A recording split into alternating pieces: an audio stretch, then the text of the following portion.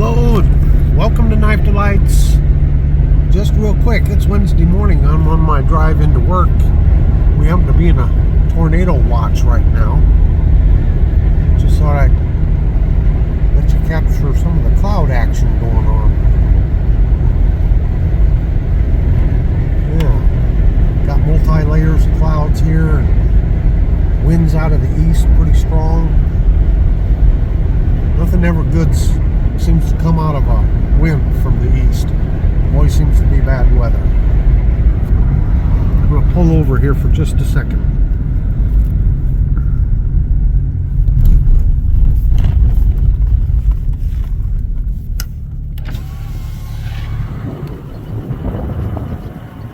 See those clouds?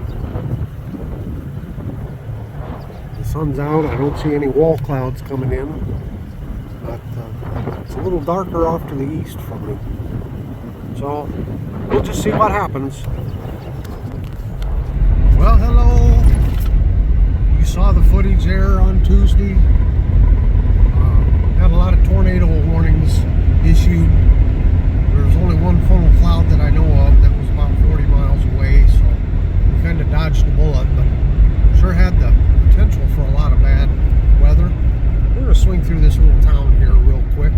Welcome to Roadside Chats. Right here on this corner. Boy, there used to be a little drive-in there, and I remember stopping there as a little kid. Dad buying us an ice cream cone there. A lot of the little pleasures of the small towns are gone. Up here, coming up on our right, the man is deceased now, but there's a gentleman put together a railroad museum.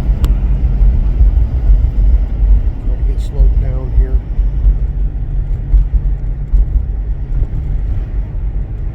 See if you can see it all. Yeah. So this is an interesting little town. I don't know what the population is now. 200 people maybe. I'm not quite sure what it is. Not a lot. But back years ago, they used to have immigrant trains, bringing out all the new immigrants. This little town used to have 7 passenger trains a day come through it. It had restaurants, gas stations, a couple grocery stores. And there just ain't much here anymore.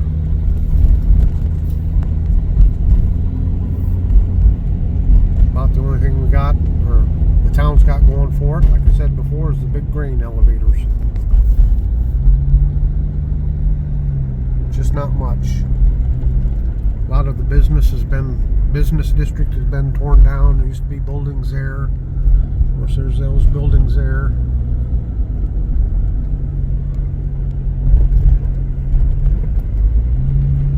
So yeah, there's a couple old buildings that are still there.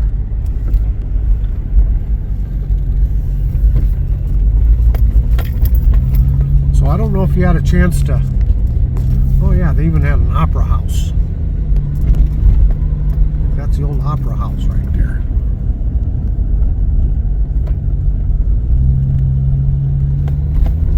Of course, it's the old Methodist church. They had several churches. They're not open anymore. Here's their old school. Now it's a community center and library and such. Yeah, just not much left. Anyway, back to Thankful Thursday. My video yesterday, my man W, shocked me. He sent me a ultrasonic cleaner, and I've been playing with it and using it. I finished up refurbishing the last of the knives that RJ sent me, and I think you're really going to like the results. That video will come out sometime this weekend, probably, maybe Sunday morning.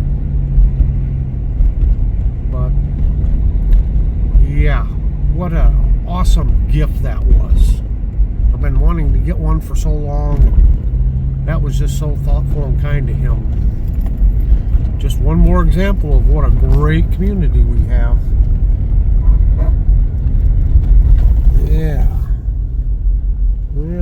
turned here. As you can see, we're getting some signs of spring. The grass is greening up. We've had a lot of rain. We had a rain shower this morning. Looks like we might get some more this afternoon. But it won't be long. As soon as those fields dry out, them farmers are going to be going at it, getting them planted. Soil's too wet and muddy right now. It won't be long. Boy, when it's planting season, watch out. Stay out of their way. We're moving equipment down the roads and such. Just got to be very careful.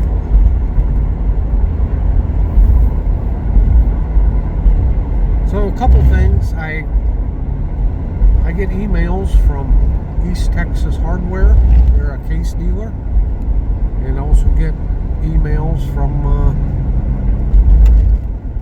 Shepherd Hills.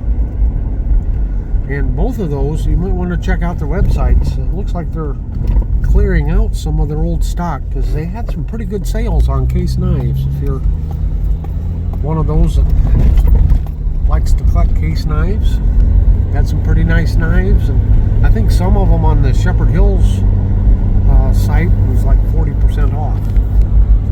So it was a pretty good deal. Something else I'd like to talk about today is there's been a couple stories in the news about down in Australia. A week or so ago, there was a couple knife attacks, separate incidents, a lot of violence. But as you know, the politicians can't leave well enough alone. They're down there talking about how they need to toughen up their knife laws. And I just gotta tell you, no matter what country you live in, if you have any kind of a representative government, you need to start working. Start working to preserve or reestablish your rights. Rights go so quickly. I always said that our rights aren't taken from us. We give them up. We give them up because of our apathy, because we don't want to get involved with things. There's an organization, I need to look it up. I'll try to put a link into it. It's an organization here in the U.S. called, I think it's just called Knife Rights. But they go around to different states and fight for repealing archaic knife laws that make no sense. And I know it's frustrating. Sometimes it takes years. It's another case where you got to persevere. And sometimes a right opportunity will come together and the stars will all line up. Lo and behold, you might get a law repealed that you wanted repealed. It may take years though. It's a fight. You have to maintain your vigilance. Now, here in the States, I happen to live in a state that has what they call a preemption law, state preemption. And what that means is local governments, would be county or city, they can't pass ordinances that are basically stricter than whatever the state law is. So, for example, a knife has to be at least 5 inches. The blade has to be at least 5 inches long in order for the knife to be considered to be a dangerous weapon. Well, without a state preemption law, a city or a county can come out and say, well, we think a knife with a blade 3 inches or longer is a dangerous weapon. Well, that gets you into the dilemma as you travel. You got to check every local government to see what their silly little law is. And you put yourself into a situation if you're traveling and you get into a jurisdiction and for some reason you get pulled over, or I don't know, whatever the circumstance, all of a sudden you're caught with a knife you're not allowed to have within that jurisdiction. So check to make sure your state has a preemption law. If it doesn't, that's a good place to start. Get a hold of your representatives, your state senators. Start working on getting a state preemption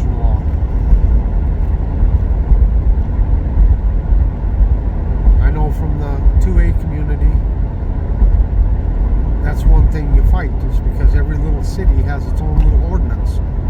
So you never know as you're traveling if you're breaking the law or breaking the ordinance or not.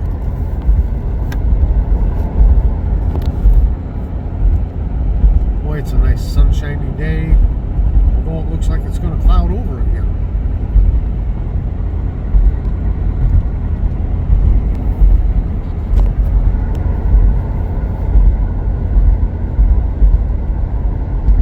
Well, I guess I've said just about enough about that, but you know, I'm a former peace officer, and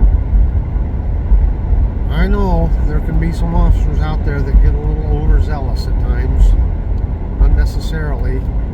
My attitude always was is I was a certified peace officer, not a certified police officer. So I figured my job first and foremost was to keep the peace. Now if that means you have to arrest someone, then you have to, but to resolve the situation and keep the peace without having to do that, why, that should be your goal, I guess. So check your local laws as you travel from state to state. Make sure you check the state you're going to, what their knife laws are, and especially if you're going through big cities and like that, you might want to check and see if they're not in a preemption state. Better check what the city ordinances are too. And I just say that because, well, you don't need to get unnecessarily arrested because your knife blade is a 1/4 inch too long. If you can substitute what you're carrying by a 1/2 inch or whatever, and the knife still gets the job done, don't take the risk. It's kind of on you. And it's a shame that a lot of these laws even exist. Well, I've rambled on for quite a while here. Thanks for taking a ride with me. Again, we're getting to have some springtime here. Looking forward to a little warmer temperatures. Maybe get out to the lake or the river and get a little bit of fishing done. So until next time.